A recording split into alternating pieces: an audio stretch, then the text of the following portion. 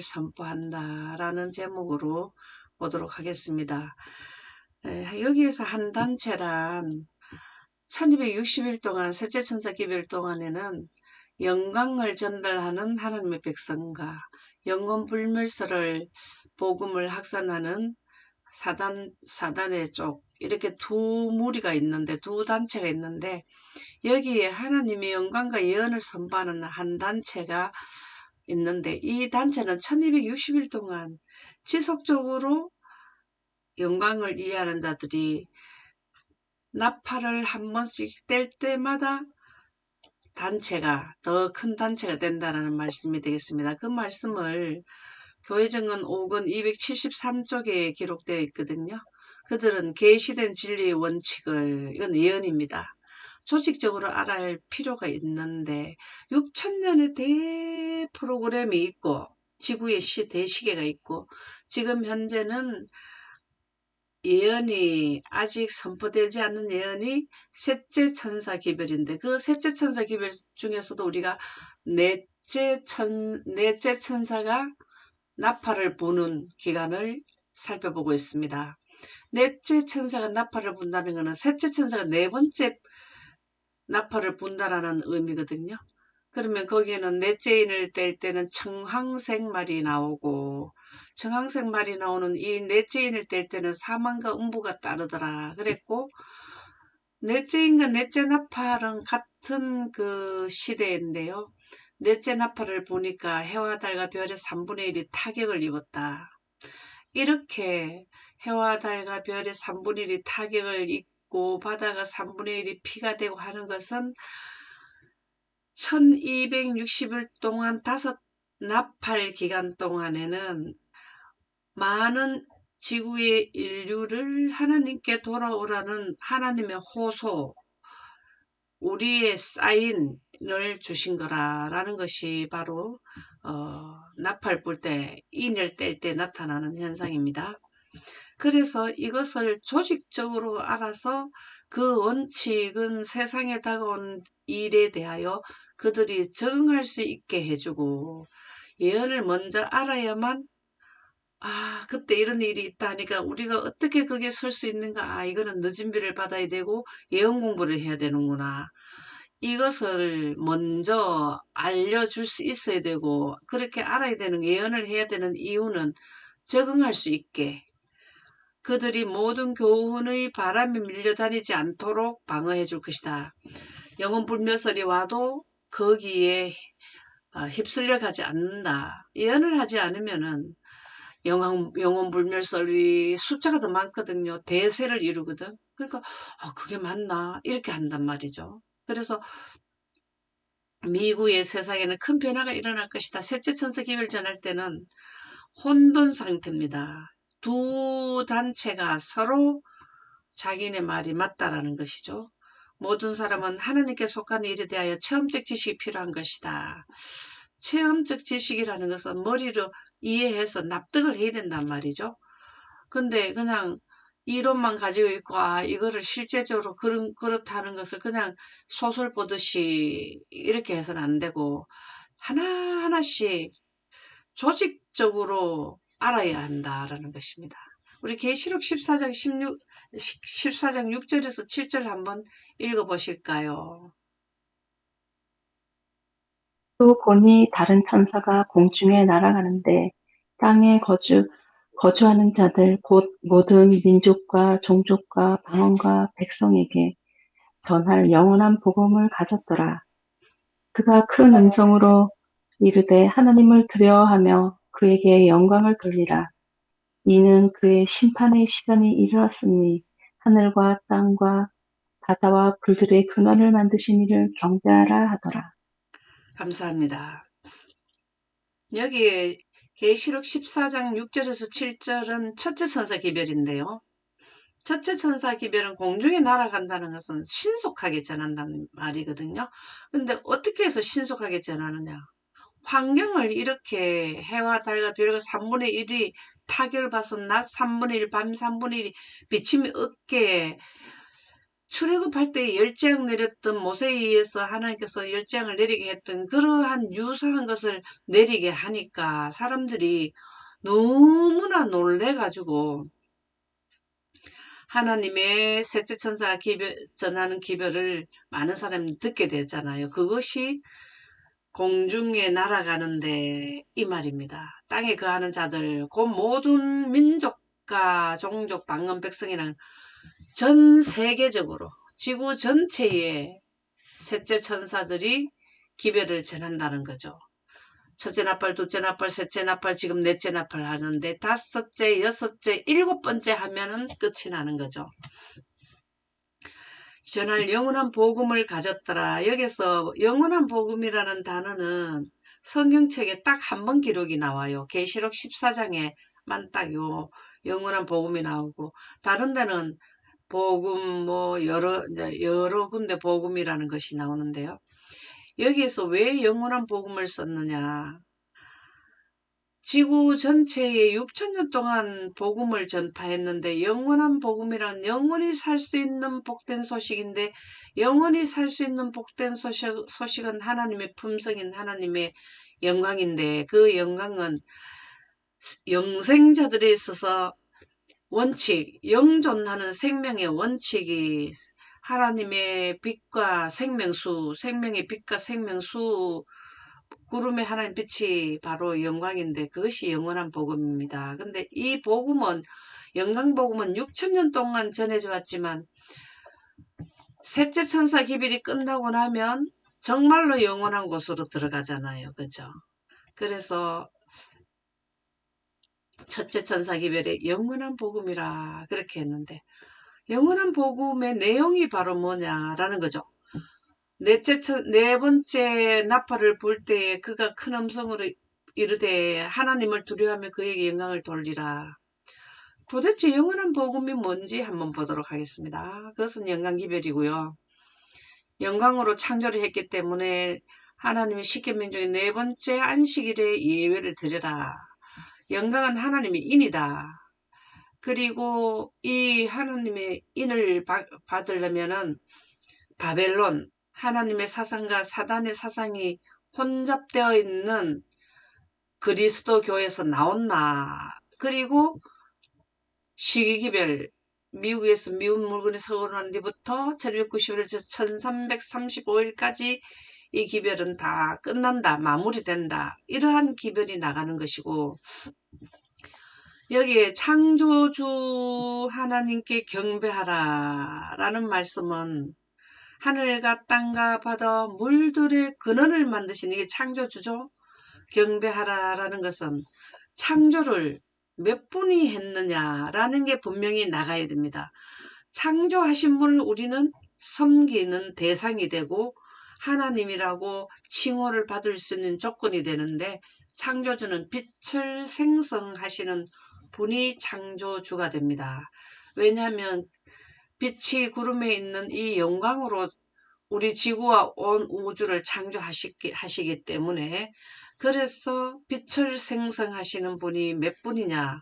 스가랴 6장 13절에 보면 아버지 하나님과 아들 하나님이 이 평화의 의논을 지구를 다시 원상복귀 하실 의논을 하셨다라고 기록이 되어 있습니다. 지금 현재 인류는 한 분을 섬기는 분도 있고 두 분을 섬기는 분도 있고 세 분을 섬기는 분도 있고 다양하거든요. 그러나 여기에 보면은 하늘과 땅과 바다 물들의 근원을 만드신 이를 경배를 해야 돼요.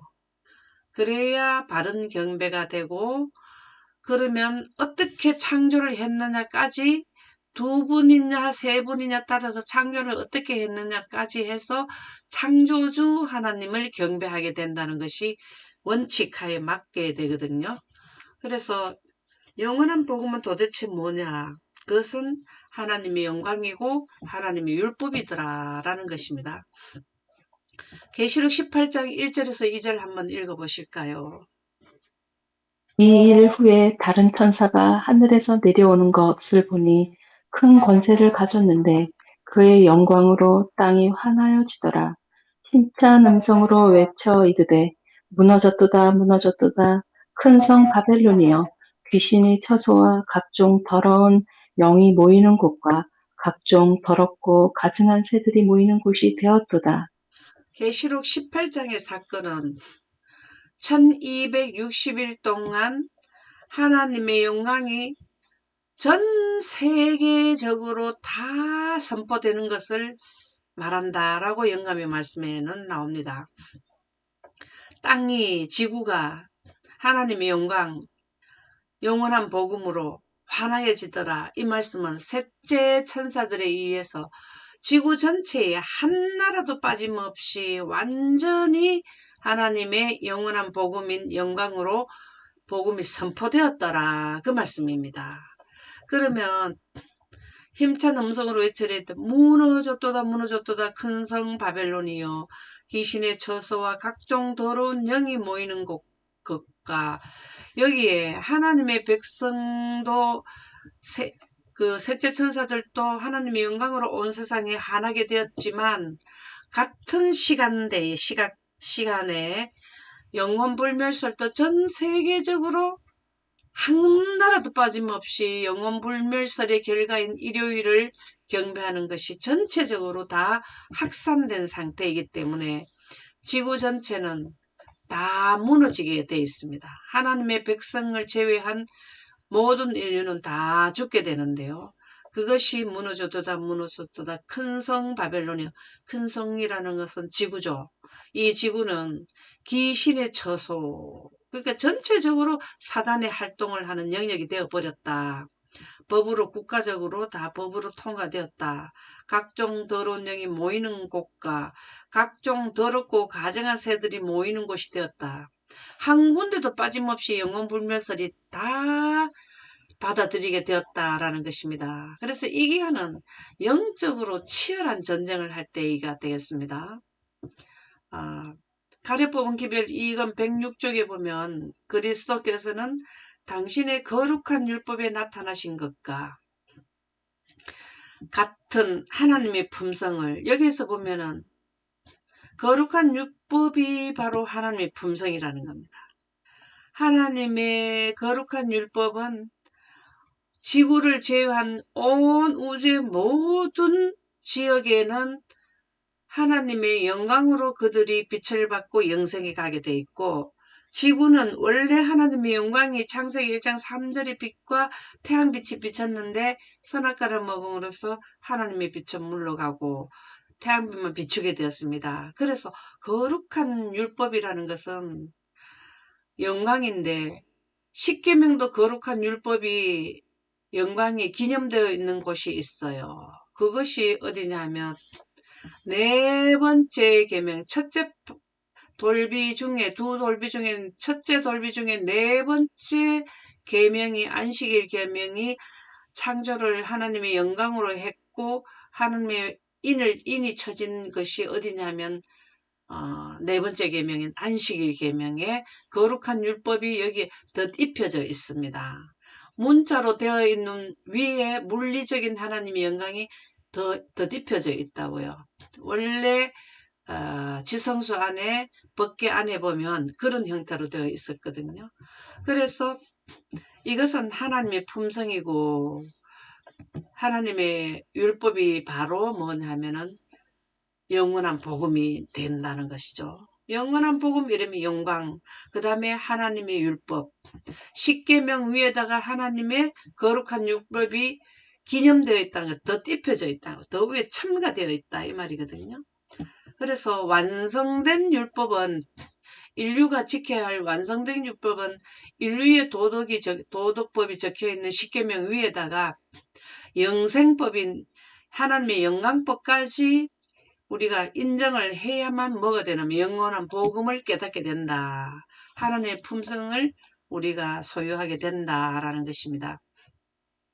당신의 율법은 하나님의 영광과 십계명이죠. 당신의 품성의 사본이다. 십계명은 하나님의 율법의 영광의 사본이라는 거예요. 당신의 율법은, 십계명은 하나님의 품성, 거룩한 율법의 사본, 영광을 성문화시킨 것이 십계명이다 그 말이죠.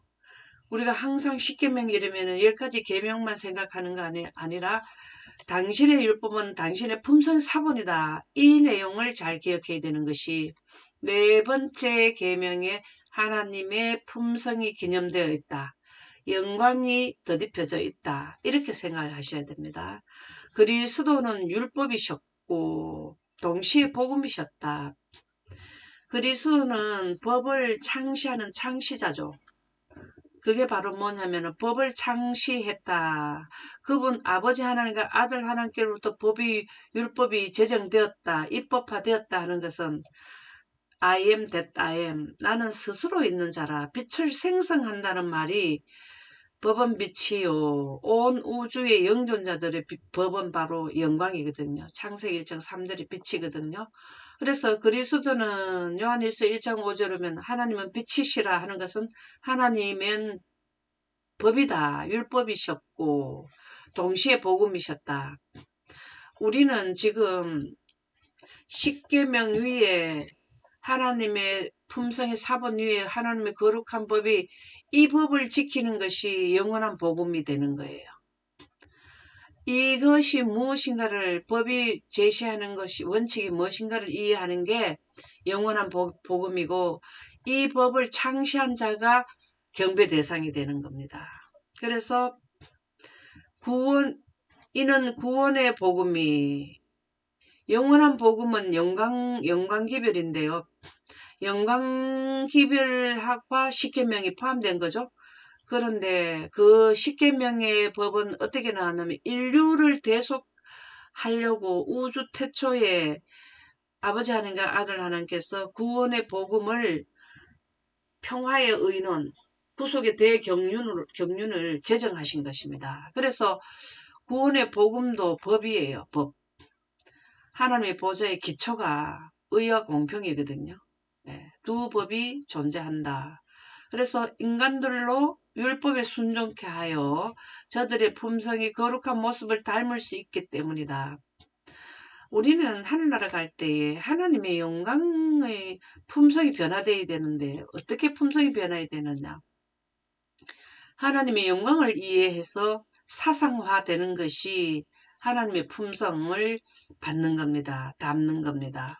그렇게 닮아야 하나님의 품성은 영광이니까 하늘나라 가면은 영광으로 강압성을 하는 지역에 갈 수 있는 조건을 갖추기 때문에 그래서 영광 가운데서 또 뭘 받느냐 하면 계시를 받게 돼요.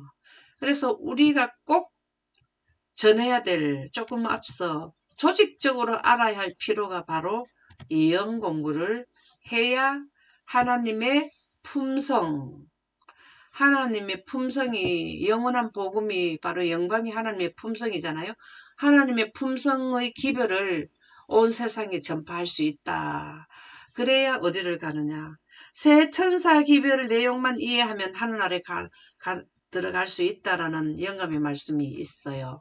그래서 우리는 새 천사 기별을 핵심 내용, 경배 대상, 내용 조건, 경배일, 그 다음에 징조, 예언 이런 것을 우리는 지금 조직적으로 되어 있는 것을 우리는 조직적으로 이해를 해야 된다. 그래서 지정하신 율법인 예언의 사건들이 착착 진행된다. 계시록 1장 3절 한번 읽어보실까요? 이 예언을 읽는 자와 듣는 자와 그 가운데 기록한 것을 지키는 자는 복이 있나니 때가 가까움이니라. 아멘입니다. 계시록이 열리면 때가 다 된 거예요. 계시록은 마지막 사건들이 기록되어 있거든요.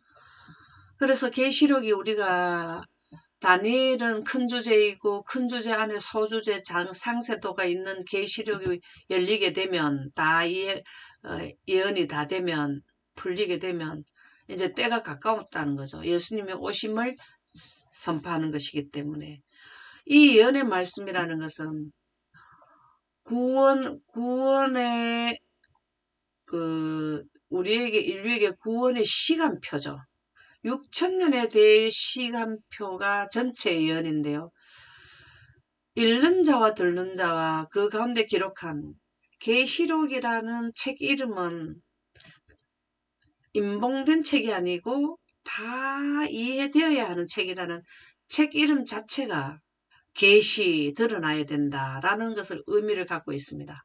계시록에 있는 말씀을 읽어보고 들어보고 누가 모르면은 먼저 이해한 자들에게 들어보고 그 가운데 계시록에 기록된 예언들을 지켜야 된다.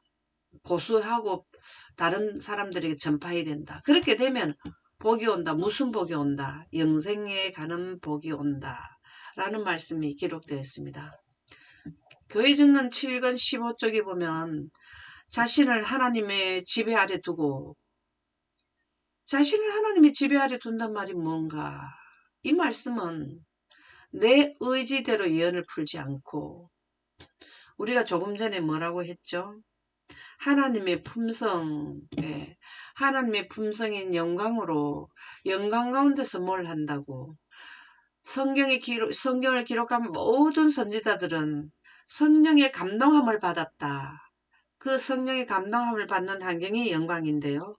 영광 가운데 하나님의 빛의 속도로 과거, 현재, 미래를 보고 예언을 하게 되는 것이죠. 이렇게 하는 것을 하나님의 영에 의해서 예언을 하고 성경이 이해되는 자들이 자신을 하나님의 지배 아래 둔다라고 기록하고 있습니다. 영광으로 성령을 소멸하면 예언은 멸시를 받는다. 성령을 바른 개념으로 빛으로 하지 않게 되면 예언이 나오지 않는다라는 말이죠. 그래서 그분의 지도와 인도하심을 받는 사람들은 하나님의 영광의 하의 성경, 영광은 성경의 원본이죠. 가정강론가 295쪽에 보면 성경은 하나님의 영광의 계시다 이렇게 나오잖아요. 그러니까 성경을 바르게 이해하려면은 영광의 빛을 비추어서 그 성경 하나하나 구절은 다 하나님의 영광의 강선의 한 줄기라 그렇게 설명한 거라 나오잖아요. 그죠? 그래서 예언을 할 때는 무조건 하나님의 영에 의해서 해야 돼. 자기의 견해를 넣으면은 안 돼요. 그래서 그분의 지도와 인도하심을 받는다는 것은 바로 영광 가운데 있는 하나님의 빛의 속도를 가져서 예언을 해라. 우리가 지금은 물리적인 빛은 셋째 천사 기별 전하기 전에 나팔 불기 전에 늦은 빛 성령을 받지만 지금은 성경으로 이해를 해야 되죠. 그죠? 그래 성경의 원본인 영광을 통해서 해야 되는데 그분이 발생하도록 지정하신 사건들 무조건 예언은 발생을 하게 됐어요. 이건 성취된다 이 말인데 지정했다는 것은 예언을 어떻게 지정을 했느냐. 노아 홍수 때는 120년을 그때 당시에 지정을 했죠. 그 다음에 예수님의 초림도 원년 서기 전 서기 후 이렇게 되는 그 기점 서기를 나누는 서기와 또 서기 전과 서기 후를 나누는 기점인 이 원년에 초림하신다. 딱 지정해 놨어요. 침례 AD 27년에 침례 AD 31년에 십자가 이렇게 딱 지정해 놨고 첫째 천사기별 1843년 44년 셋째 천사기별은 일요일 휴업령이 미국부터 내릴 때부터 이렇게 딱딱 지정을 해놨는 사건들이 착착 진행되고 있음을 알게 될 것이다. 누가 알게 되느냐. 자신을 하나님의 지배 아래 두고 성령의 가르침을 받은 사람들은 착착 진행되는 예언을 하게 된다라는 말씀이 되겠습니다. 교회증은 이건 692쪽에 보면 이것이 예언의 사설인데요. 6천년의 대지구 시간표는 하나의 사건이 연결돼 가지고 마지막 예언으로서 끝나게 되는 이것이 사설로 표현되어 있는데요. 우리 시대를 위해 계시된 진리들은 우리 시대는 현대기별은 새천사기별이고 미래에 우리 앞에 놓여있는 미공개된 시간 예언은 딱 셋째 천사기별밖에 없습니다. 명백하게 드러나고 설명되었다. 성경과 예언의 시리는 다 알려주었다. 우리가 누리는 특권과 우리 행로에 비치는 빛에 대해 우리의 행로, 우리가 가는 이 길에 지금 현재 걸어갈 길의 행로에 비치는 빛이라는 것은 셋째천사 기별이 남아있죠. 책임이 있다. 우리가 먼저 알고 온 인류에게 전해야 될 책임이 있다. 성경과 예언의 신을 가졌는 분들이 책임이 있는 분들이에요. 예언의 신이 있는 이러한 예언을 기록해둔 준 위탁된 교회는 재림교회입니다. 그래서 재림교인들은 예언을 해서 책임이 있어요. 과거 다른 데는 정보가 없잖아요. 정보를 받은 데서 정보를 받고 가만 들고 있으면 안 된다는 거죠. 그 정보를 받았는 사람은 그것을 책임있게 지정된 사건들을 착착 진행될 것을 셋째 천사 기별란에 일곱 나팔에서 오는 착착 진행되는 사건들을 꼭 이해를 하라는 것이죠. 이것이 우리에게 책임이 있다라는 겁니다. 그들의 마음은 그들을 시험한 성경의 요점들, 즉 우리들의 요점들과는 다른 요점들에 대하여 연구하였다. 노아 시대 때는 일요일 휴업령에 대해서 이때 당시에 시험받는 거는 노아 홍수가 그들 때는 현재 기별이었죠. 그들에게는. 그 기별로 연구를 했고 예수님의 초림 때는 그 시대 사람들은 초림에 대한 것으로 시험을 받고 시험을 받는다는 이게 맞나 또 아니라 다르다 하는 사람도 있고 연구를 했다 이 말이죠. 우리는 윌리엄 밀러는 이때 연구를 했죠. 1800년도에. 그러면 셋째 천사 기별 전환자들로 지금 현재 뭘 해야 되냐고 연구해야 된다. 어떤 요점 하나의 사건의 큰 예언의 사설에서 이 시대에 해당되는 작은 예언의 사설을 꼭 연구를 할 책임이 있다. 그래서 나도 구원받고 온 인류에게 나팔을 불어서 많은 인류를 하나님의 백성으로 돌아오게 하는 나팔수가 된다라는 것이죠. 그래서 지금 현재는 셋째 천사 기별을 전하는 자들을 양육하는 기간이다라고 영감의 말씀에는 기록되어 있습니다. 오늘은 이까지 하도록 하겠습니다. 감사합니다.